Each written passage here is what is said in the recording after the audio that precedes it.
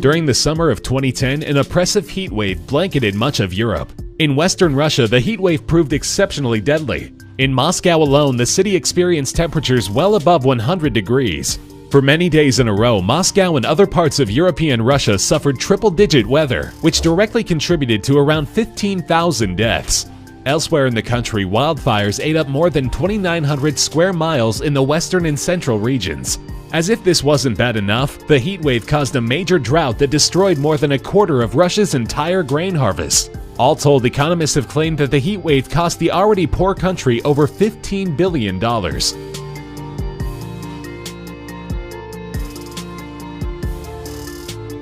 The island nation of Haiti has not only witnessed its fair share of natural disasters, but it is one of the poorest nations in the Western Hemisphere, if not the world. On January 12, 2010, a magnitude 7.0 earthquake struck 15 miles southwest of the capital city of Port-au-Prince.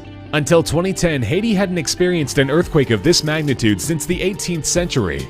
In the aftermath of the disaster, accurate statistics proved hard to come by. The Haitian government officially listed the death toll at 300,000. Millions more were displaced as a result of the earthquake, which geologists have blamed on movements of the Caribbean tectonic plate eastward. During the recent presidential election in the United States, this disaster made news once again, as part of revelations concerning the Clinton Foundation. In particular, several authors accused the Clinton Foundation of pocketing over $3.9 million in aid, without providing a fraction of the promised housing, food, and clean water.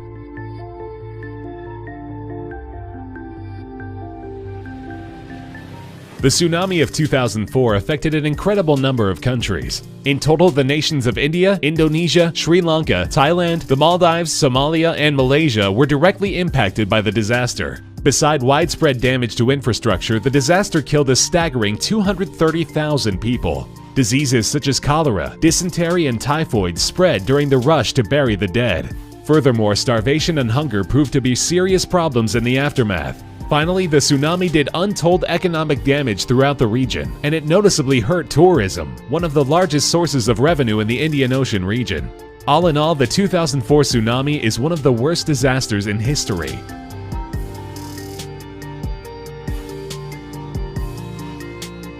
2016 has been a rough year for central Italy. Beginning in August, a series of earthquakes and aftershocks shook the regions just north of Rome. The first earthquake on August 24th caused massive damage to the towns of Amatrice, Accumoli, and Pescara del Tronto. Approximately 300 people died in the August earthquake. Another 400 were injured, while close to 5,000 people were left homeless. A little over 2 months later, 3 more earthquakes struck the same regions. On October 26, the medium-sized earthquake caused tremors to be felt in Rome, while several houses in the region of Marseille collapsed. That same day, another earthquake struck not far from the epicenter of the August earthquake. Finally, on October 30th, the town of Norcia was epicenter of yet another earthquake. During this final disaster, the village of Arquata del Tronto was destroyed. All told, 3 people died of heart attacks as a result of those earthquakes.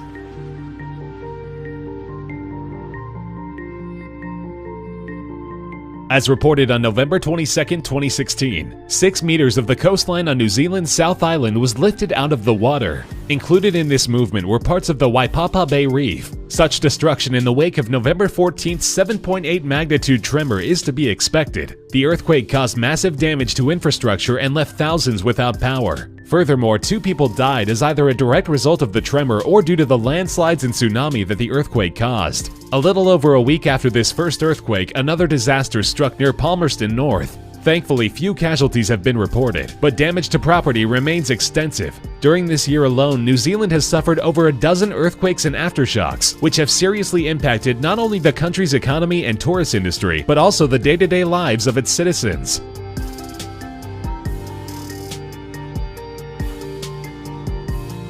This was one disaster that most knew was coming. Despite the fact that shelters had been built in the wake of a 1970 storm, the citizens of Bangladesh were still tragically unprepared when a cyclone touched down on August 29, 1991. Known as Cyclone 2B, the storm was first recorded as it moved north through the Bay of Bengal. A week after the storm appeared on radar, the cyclone landed on the southeastern coast of the Chittagong region of Bangladesh. This cyclone proved extremely deadly, in part because Bangladesh is prone to flooding. Earlier in 1970, an estimated 300 to 500,000 people died as a result of a strong cyclone. The 1991 storm killed 150,000 and caused an approximate $1.5 million in damages. If there's one silver lining to this entire story, it's the fact that a cyclone in 1997 was far less deadly because of the improvements made in the wake of the 1991 cyclone.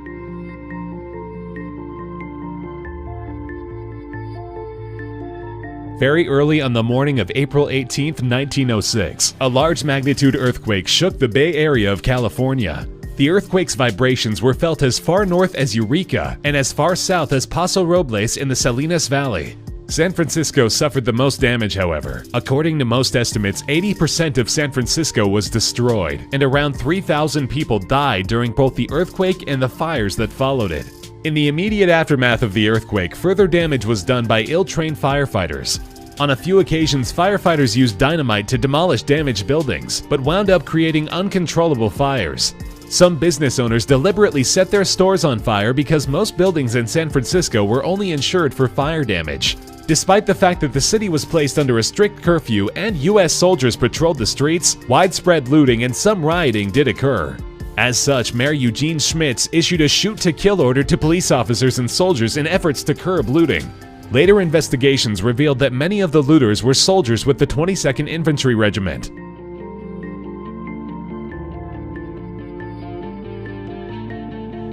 The avalanche that engulfed Peru in 1970 began as the result of a devastating earthquake. On May 31, 1970, an undersea earthquake struck the Peruvian coast near the regions of Ancash and La Libertad. When the earthquake's tremors touched Mount Huascarán, it caused a large amount of snow and ice to shift and eventually become a massive avalanche. The towns of Yungay and Rarajirca were buried under a sea of white. By the time the avalanche reached Yungay, it consisted of between 50 to 100 million cubic meters of water, rocks, and mud. The Huascarán avalanche alone killed around 20,000 people, thus making it one of, if not the deadliest avalanche in history. On a larger scale, the earthquake, avalanche, and tsunami killed between 66,000 and 70,000 people.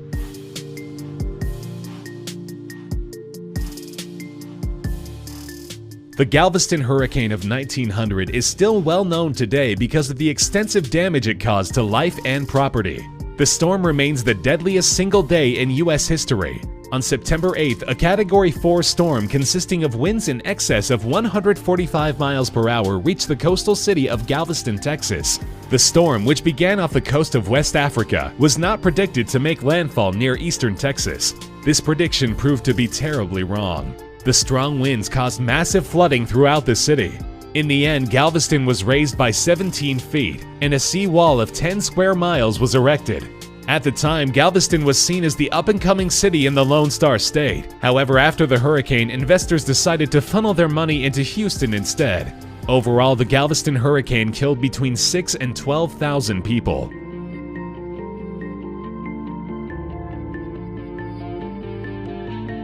When the Yangtze River in China flooded in August of 1931, it produced the deadliest disaster in recorded history.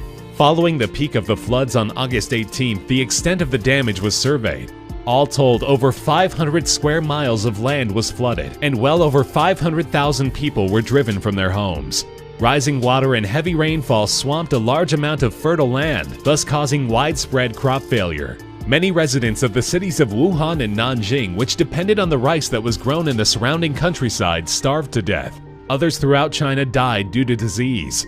Because of an ongoing civil war at the time, the Chinese government had done little to provide flood control measures for the Yangtze, which was known to flood frequently. As a result, the floods pretty much went unopposed. 3.7 million people died, either directly or indirectly as a result of the flooding.